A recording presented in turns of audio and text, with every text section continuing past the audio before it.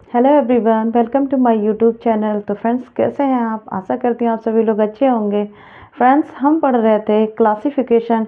इससे पहले की वीडियो में मैंने आपको क्लासिफिकेशन में आपको मैंने शब्द समूह बताया था। आज मैं आपको क्या अक्षर समूह बताऊंगी। अच्छा, मैंने आपको पहले ही बता दिया था कि क्लासिफिकेशन को हिंदी में क्या कहते हैं? वर्गीकरण कहते हैं। और जिसका मतलब क्या होता है? जिसका अर्थ होता है विजातीय छांटना, यानी कि भिन्न को छांटना। ठीक है, तो आइए इसी क्रम को आगे बढ़ाते हैं। यहाँ पे आज हम क्या बताएंगे आपको? अक्षर पर आधारित प्रश्न, है ना। अक्षर पे आधारित प्रश्न कैसे पूछे जाते हैं, ठीक है। तो देखिए, पहला क्वेश्चन क्या है? निम्नलिखित 5 अक्षर समूहों में से 4 किसी न किसी प्रकार एक समान हैं तथा एक समूह बनाते हैं। वह एक कौन सा है जो उस समूह में शामिल नहीं होता है? मैंने आपको पहले ही बता दिया था कि वर्गीकरण में क्या होता है कि 4 या 5 ऐसे समूह या शब्द के या फिर अक्षर के ऐसे समूह दिए होते हैं जिनमें से आपका 3 या 4 आपका सेम होगा, समान होगा, और उसमें से आपका एक जो है वो अलग होगा, जो भिन्न होगा। वही हमारा आंसर हो जाएगा। तो ठीक है, आइए देखते हैं। इसमें अक्षर वाले हैं आज। तो देखिए क्या लिखा हुआ है। आपका पहला क्वेश्चन क्या कह रहा है कि एच और के, है ना। आपका ये 5 ऑप्शन दिया हुआ है, इसमें से आपको छांटना है। तो ए आपका है एच के, बी आपका कह रहा है एम पी, सी आपका कह रहा है डी बी, और डी है टी डब्ल्यू, ई है एन और क्यू। अच्छा, अब देखिए इसमें आपको करना क्या है। सबसे पहले तो आप इसकी नंबरिंग कर लीजिए, है ना। एच का कितने नंबर पे आता है? आपका 8 पे हो गया, और के क्या है? 11 पे हो गया, एम आपका 13, पी आपका क्या हो गया? 16 पे है, और बी आपका 2, डी है 4 पे, टी आपका 20, और डब्ल्यू आपका 23, एन हो गया आपका 14 पे, और क्यू हो गया आपका 17 पे। अच्छा, तो इसमें आप देखिए, आपको को समझ में आ रहा है कि क्या हो रहा है ना। इसमें देखिए, इसमें 8 है ना। 8 से ये कितना आगे बढ़ रहा है कि 11 हो जा रहा है। इसमें क्या प्लस हो रहा है? मतलब 8 में कितना प्लस हो रहा है? +3 हो रहा है ना। 8 में +3 किया तो 11 हो गया। 13 में क्या हुआ? 13 में भी +3 किया तो क्या हो गया? 16 हो गया, है ना। 13 में भी +3 किया तो 16 हो गया। और इसमें देखिए बी डी में क्या हो रहा है? इसमें +3 होगा, +3 करेंगे तो इसमें 7 हो जाएगा ना। और यहाँ पे 7 तो 5 हो जाएगा, लेकिन 5 दिया नहीं, यहाँ पे 4 दिया, यानी कि यहाँ पे +2 हो रहा है ना। अच्छा, आगे देख लीजिए, आगे क्या है? आपका 20 है, 23 हो रहा है ना।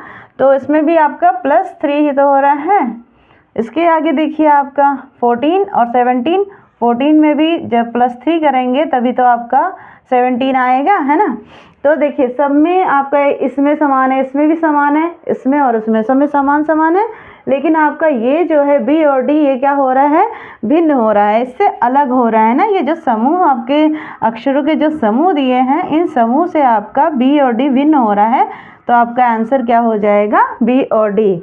तो जो अक्षर समूह वाले प्रश्न आते हैं वो इसी तरह के प्रश्न होंगे जिसमें से आपको एक छांटना होगा, जो कि अपोजिट होगा, उसका मतलब अलग होगा बिल्कुल, है ना।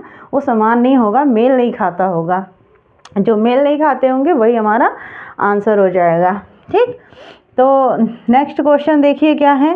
नेक्स्ट क्वेश्चन आपका 4 ऑप्शन इसमें भी हैं। इसमें पहला आपका ए ऑप्शन है CX दिया है, और बी ऑप्शन में आपका VF है, सी में है RI, और डी में है KP। अच्छा, तो इसमें देखिए इसमें क्या हो रहा है। आप चाहिए तो इसमें नंबरिंग कर लीजिए, या अगर आपको अपोजिट वाले जो मैंने आपको बताया था कि अपोजिट भी याद करना है आपको, अगर वो याद कर लिए होंगे तो देखते ही पता चल गया होगा ना कि सी का X हो रहा है, यहाँ पे R का I हो रहा है, के का P हो रहा है, यानी कि विपरीत वाले ही तो लिखा हुआ है, सामने सामने, है ना। मैंने बताया था ना कि CX मतलब इसको कैसे याद कर सकते हैं? क्रैक्स, है ना। तो ये अपोजिट वाला ही तो लिखा हुआ है। तो इसमें आप चाहिए तो नंबरिंग भी कर लीजिए। तो नंबरिंग करेंगे 3 हो जाएगा, और इसका x का कितना होता है? 24, और इनको जोड़ेंगे तो कितना आएगा? 27, है ना। 27 आएगा ना। 27 क्या होता है? विपरीत ही तो होता है, जो अपोजिट वाले होते हैं। तो आपका CX अपोजिट है, RI इंडियन रेलवे बताया था मैंने, और KP यानी कानपुर बताया था, जो आपका अपोजिट था, एक दूसरे के बिल्कुल जस्ट अपोजिट वाले, और जिनका योग हमेशा कितना होता है, 27 ही होता है ना। तो अब देखिए इसका BF लिखा हुआ, BF क्या इसका अपोजिट है? नहीं है ना, ये नहीं होगा अपोजिट, तो यही आपका क्या हो जाएगा, आंसर हो जाएगा। अच्छा इसका देखिए, इसका ये 22 होता है V का, IF का कितना हो जाएगा 6, और इनको अगर ऐड करते हैं तो कितना आ जाएगा, 28 आ जाएगा ना, और 27 ही तो सब में आएगा, बाकी सब में 27 आएगा। 27 उसका अपोजिट ही होता है, जो अपोजिट वाले होते हैं वो 27 ही होते हैं। तो ये आपका आंसर यहाँ पे क्या हो जाएगा, VF, ये आपका आंसर हो जाएगा। ठीक, नेक्स्ट देखिए यहाँ पे क्या लिखा है आपका, ये क्वेश्चन क्या कह रहा है कि ANBP, ठीक, B ऑप्शन में है CPDQ, C ऑप्शन है आपका FSGT, और D ऑप्शन है IBJW। अच्छा इसमें क्या करना है, सबसे पहले नंबरिंग कर लीजिए इसकी भी। A का आपका 1, 14N, B का 2 और P का 16। ठीक, सब में आप जैसे नंबरिंग करेंगे आपको तुरंत समझ में आने लगेगा कि क्या हो रहा है। आप ऐसे भी समझ सकते हैं, लेकिन नंबरिंग कर लेंगे और आसान हो जाता है। C का हो जाएगा 3, P का हो जाएगा 16, D का 4 और ये Q का 17, F का 6, S का 19, G का 7, T का 20, I का 9, V का 22, J का 10 और W का 23। अच्छा अब देखिए इसमें क्या हो रहा है, समझ में आ रहा है। बाकी अगर ऐसे लाइन से देखा जाए सीक्वेंस से, तो सीक्वेंस से ये बहुत अलग अलग हो जा रहा है कि एक के बाद 14 आ गया, 2 के बाद 16 आ गया ना। तो इसमें क्या हुआ है, पहली गिनती और दूसरी गिनती, पहला छोड़ के इसमें जो दूसरा वाला है छोड़ के तीसरे से मिलाइए AB, है ना, तुरंत बाद का आ रहा है अक्षर आपका। A के बाद क्या आता है, B आता है, तो ये A के बाद वाली लेटर आ गई B, और यहाँ पे देखिए N और P हो रहा है ना, N और P। इसमें कितने का, बीच में आपका 2 का गैप है, क्योंकि ये 14 और 16 हो रहा है ना, यहाँ पे 14 यहाँ पे 16, तो बीच में 2 का गैप है। ठीक, अच्छा इसमें देखिए क्या हो रहा है, इसमें आपका C और D, P और Q है ना, इसमें 1 का ही गैप है। ठीक, इसमें भी 1 का ही गैप है ना, तो ये हो गया। अच्छा यहाँ पे देखिए C वाले में दिया है FG, है ना, F के बाद G आ जाता है और S के बाद T आ जाता है। ठीक, इसमें भी 1 का ही गैप है ना, 1 गैप क्या बगल में ही है, 1 F के बाद G आ गया, है ना। और इसमें देखिए आपका IJVW, तो ये आपका सेम पैटर्न चल रहा है ना, इसमें भी और इसमें भी सेम पैटर्न चल रहा है, लेकिन ये आपका लॉजिक अलग हो रहा है, इसमें आपका बीच में 1 गैप हो रहा है। ठीक, तो ये भिन्न हो गया ना इन तीनों से, तो यही आपका आंसर हो जाएगा, A वाला हो जाएगा आपका आंसर। क्या होगा, AN, B और P अलग होंगे। ठीक है, समझ में आया। देखिए सब में, बाकी सब में सेम हो रहा है ना। अच्छा आगे नेक्स्ट क्वेश्चन देखिए क्या है, MKGA। ठीक, MKGA यहाँ पे है RPLF, C ऑप्शन में आपका B, T, P और J दिया है। ठीक, D ऑप्शन में P, N, I और J दिया है। इसमें भी आपको क्या करना है, सबसे पहले देखिए नंबरिंग कर लेते हैं। नंबरिंग करेंगे आपका यहाँ पे हो जाएगा M13, K11, G7 और A1। यहाँ पे देखिए R18, P16, L12, F आपका 6।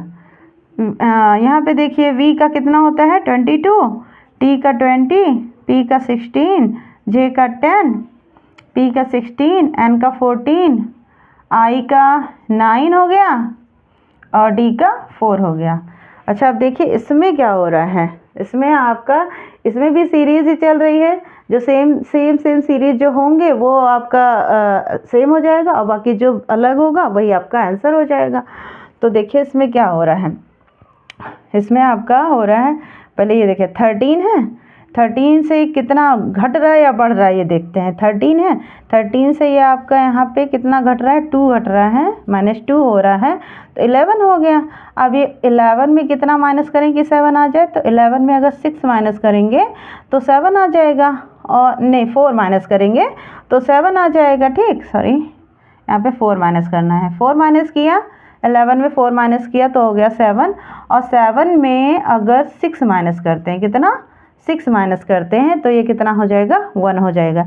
देखिए यही सीरीज आगे चल रही है, तो क्या कहते हैं 18 है, 18 में से आपका कितना माइनस होगा, -2 होगा तो 16 हो गया, इसमें से -4 होगा तो 12 हो गया ना, 16 में 4 माइनस हुआ तो 12 हो गया, और 12 में 6 माइनस करेंगे तो 6 हो जाएगा। ठीक, देखिए ये भी और ये भी सेम हो गया ना, ये भी सीरीज चल रही है, 2, 4 और 6 का ही अंतर है सब में।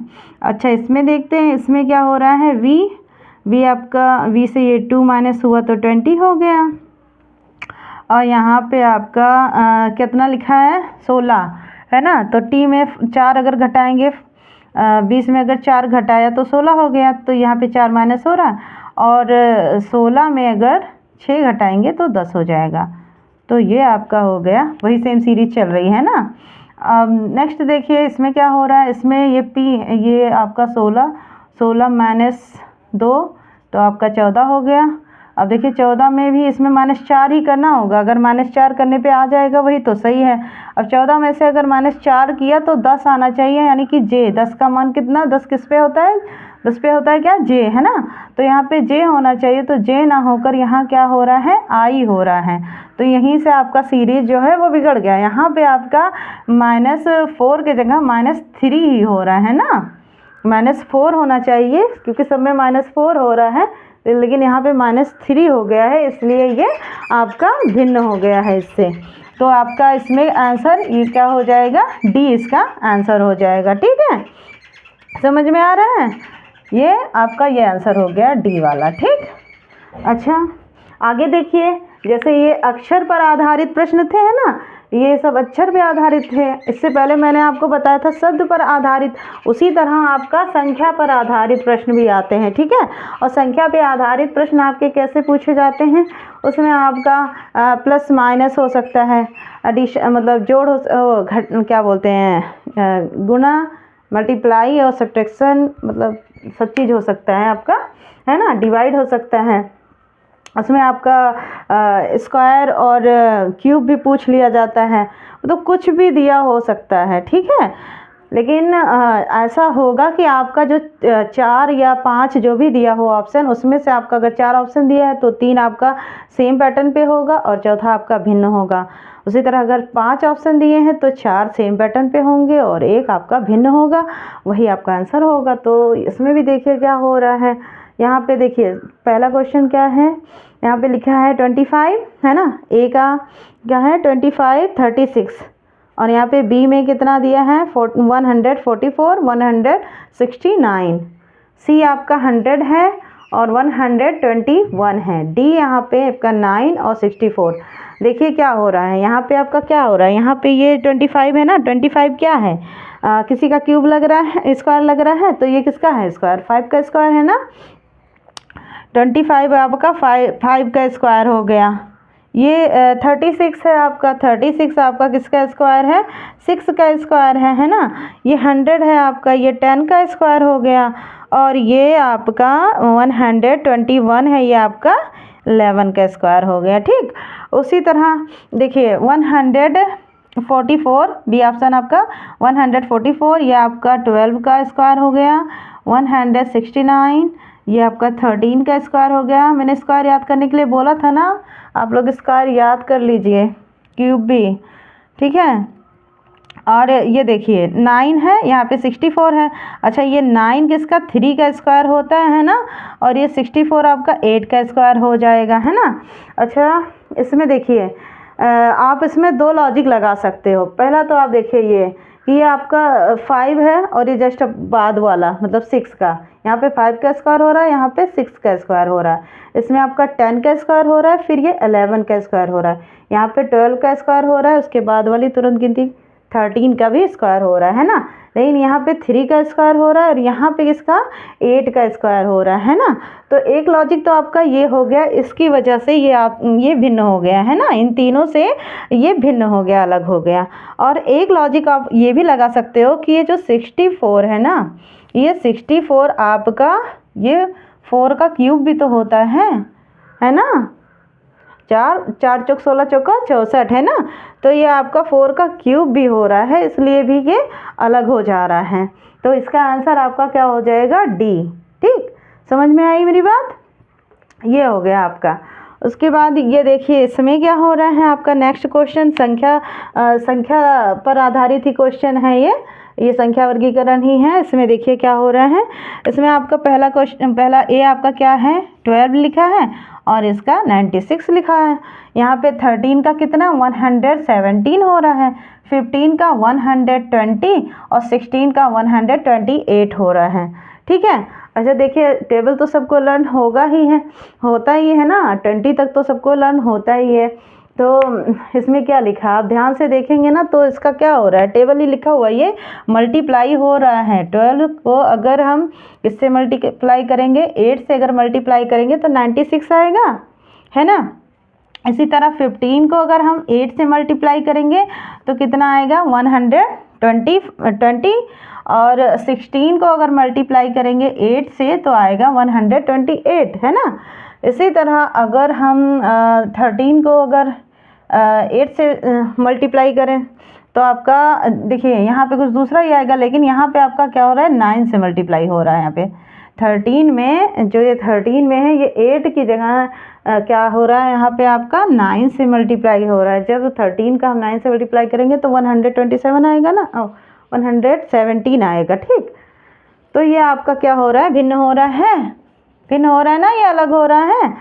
बाकी सब सेम है, ये भी सेम है आपका ये, और ये सब में 8 से मल्टीप्लाई हो रहा है, लेकिन इसमें 9 से मल्टीप्लाई हो रहा है, इसलिए ये इसका आंसर हो जाएगा। ठीक, समझ में आई बात? तो ये हो गया आपका क्लासिफिकेशन, और ये क्लासिफिकेशन में ऐसे ही पूछे जाते हैं क्वेश्चंस।